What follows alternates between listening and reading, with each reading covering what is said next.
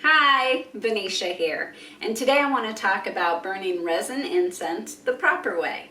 This is a great way to cleanse an area for meditation, ritual work, energy healing, readings, whatever it is you need that negativity removed for. I like to use it for whole house cleansings as well as just one room.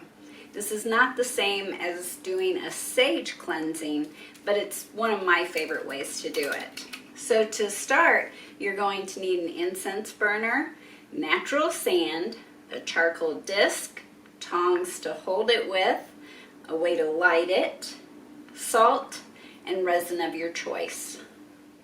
Let's get started. And we are ready to start. The first thing you will need is an incense burner. We do not need the cat, especially when it's burning. He could get burned. So make sure the cat is not at the incense burner. But the first thing we will need is an incense burner. I like to use a hanging incense burner so I can walk around with it as I'm cleansing. This is also helpful if you are trying to do a whole house cleansing. The second thing you will need is sand. Not synthetic sand, you want natural sand. Synthetic sand will melt and cause a big mess. The next thing you want to be aware of is your environment.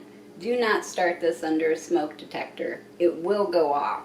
If you're in a small room, you want to crack the window, at least for the charcoal part. Both the charcoal and the incense will produce smoke. So just be aware of that before getting started. As you can see, I have sand in the burner. This is a natural sand. Its purpose is to keep the burner from getting too hot. Do not use synthetic sand. It will melt and create a big mess. The next thing we will do is grab a charcoal disc. This is a self-lighting disc. Makes it nice and easy. You want to use it with a pair of tongs. You do not want to light it holding the biscuit. You will get burned. So they make tongs specific for this, or any good metal tong seems to work. Now we are ready to light it. Keeping in mind, when this takes off, it will sparkle. So using a lighter is okay, but I recommend something that has a little distance. A candle, a torch. Main thing is keeping in mind to be safe. So we see it is crackling now.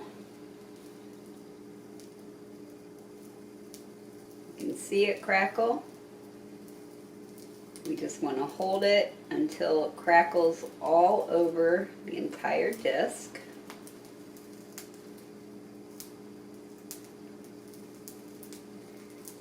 And this will not take long, as you can see.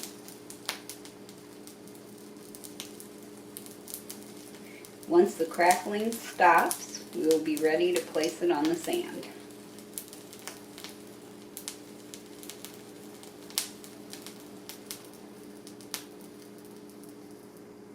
And there it is. It's now ready to be placed on the sand.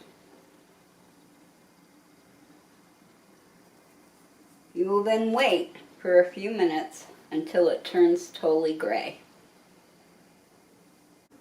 A few moments have passed by. As you can see, the disc is now almost completely gray, except for the center of it. So the next thing we want to do is take some salt. I'm using Himalayan pink salt, although any kind of salt will do, just keeping in mind the different properties of salt for the salt you want to use. All salt is cleansing and good for purification. So we're going to fill that center with salt. And the purpose of this is to keep the incense from adhering directly to the disc, thus burning it, changing the smell, which can be somewhat unpleasant. Remember, this disc is hot. Doing it with your fingers, you are risk burning it. That's why I'm using the spoon. I like to give the salt a little bit of time to get warm, and then I will add the incense. To today I'm going to use myrrh. I like the scent. It's got good cleansing properties and works on a lot of levels. So I will carefully place the myrrh onto the salt, keeping in mind the heat of the disc. So I suggest using something like a spoon so your fingers don't come directly in contact. As you can see, as the myrrh heats up, it produces smoke that is really quite a lovely scent. It will loosen and start bubbling.